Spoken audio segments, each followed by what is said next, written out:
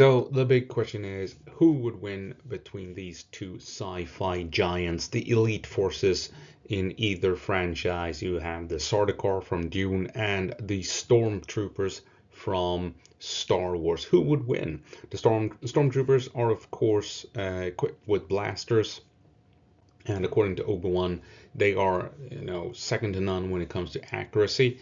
We all know how true that is watching the movies, but that is what we're being told. And then you have the Sardaukar, who are elite fighters, specializes in fighting up close and personal with melee weapons, and they are protected by energy shields that prevents ranged weapons from reaching them. So who would win in a battle between these two forces? Sardaukar with their swords and their energy shields, Stormtroopers with their blasters, other weapons at their disposal, along with their the armor that they are equipped with.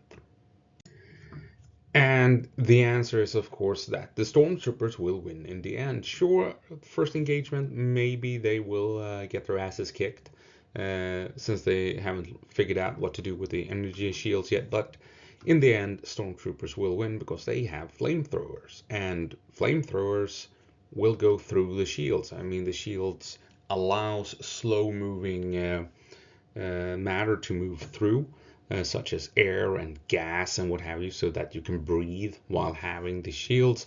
So using flamethrowers is a very good way to dispose of the Sardaukar. The Stormtrooper armor will also protect them from any dart guns that the Sardaukar might be using. So the Stormtroopers will, bring up their flamethrowers and go to town, as it were, on the Sardaukar and toast them real good. So the flames will flow through the shields and reach the target. The heat will score kills. The flames themselves will score kills. And it's just going to be a complete disaster for the Sardaukar once the Stormtroopers brings the flamethrowers to the forefront. And that is how the Stormtroopers in the end will defeat the Sardaukar. They will adapt, they will overcome, and they will rely on the weapons at their disposal to deal with these elite close combat fighters. And the Stormtroopers will bring out the flamethrowers to, in the end, defeat the Sardaukar.